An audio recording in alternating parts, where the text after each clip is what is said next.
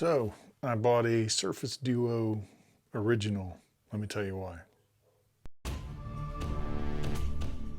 All right, so you may be wondering why I bought a original Surface Duo in late 2021 instead of the Surface Duo 2. And first reason and main reason is the price. Now, I picked this thing up for $400 brand new. Now this is AT&T locked on Amazon, but it took me about a week to get the unlock code. So all I did was I went to AT&T, who was zero help, but on their website you can go to request unlock code. You need to do that in order to get essentially a work order number, and then contact Microsoft. So I contacted Microsoft, gave them that AT&T work order number, essentially saying, hey, I requested it from AT&T and they were no help. And then within a week, I had the unlock code from Microsoft, put it in, and it was good to go. So again, $400 brand new makes it totally worth it. Now, the reason I bought this, aside from the price, is I wanted to try this out as a secondary device. Now, this was, of course, intended to be a replacement for your phone, so a primary device. But as you'll see in my original review of this, which I'll try and post an in card of, the shortcomings of this, which everybody knows about, is one, the camera, and two, lack of NFC. And again, we could still complain about wireless charging, but that's not as big of a deal really to me. But the crappy camera, lack of NFC made this where I was not able to use this as my primary device.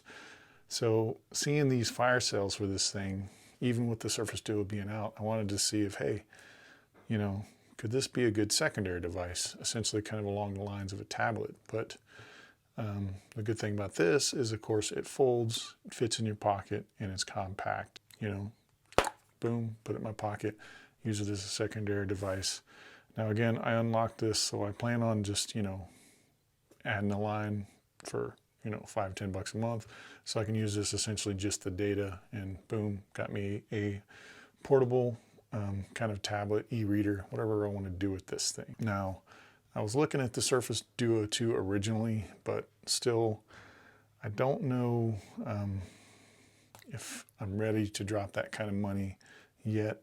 The new one is about $1,500, so I just don't think it's worth that price, so I'll wait for it to go on sale. So in the meantime, like I said, I picked this up for $400, and the experience is essentially the same. Now, yes, this has still got Android 10. Yes, it's still got a few bugs, but as you can see, I'm running it's called Windows 10 Launcher, and it works really well. I've had no issues with this launcher. I've yet to have to do a restart, knock on wood. So it seems like from my initial review almost a year ago, the bugs of this have gotten way better. There is one worry I have hardware-wise where folks have been complaining about the Type-C port underneath cracking. I really don't know how I can prevent that except just try and be extra careful and see what happens. But again, for $400, I was willing to roll the dice. But overall, I mean, the user experience has been good. Either you will love it or hate it. I mean, if you're not really into multitasking, having two apps open at the same time, then, there's no point in buying this device. But I wanted to give it a shot, and I'm glad I did for $400. I've been using it for about a month now and really enjoying it, again, as a secondary device. So my primary device, I'm carrying currently an iPhone 13 Pro, which is a smaller iPhone, which I kind of like. And then when I want to do something on a larger screen, that's what I got this guy for. So again, with all the bad press of this thing, all the negative reviews, you're probably shocked that somebody would buy this in 2021. Now, again, if you're looking at buying this for the fire sale price that I got it, I still don't know if you would enjoy it as a primary device, but as a secondary device, I can definitely recommend it. I mean, it's still a beautiful device. It has great hardware. Again, rocking the Snapdragon 855, but I haven't really had any issues performance-wise of this because, I know the limitations. I know, what I can do and what I can't do on this. But for a media consumption device, for using PDFs, for using OneNote, studying, I have no complaints One of the primary use cases I've been using this for is I put Quizlet on one screen, I put OneNote on the other, and I use my Surface Pen, and I just kind of study that way with my flashcards. If I don't know it, then I just write it out in OneNote until my brain kind of forces it to stick. I've been enjoying this device as a secondary device. I mean, it's been great.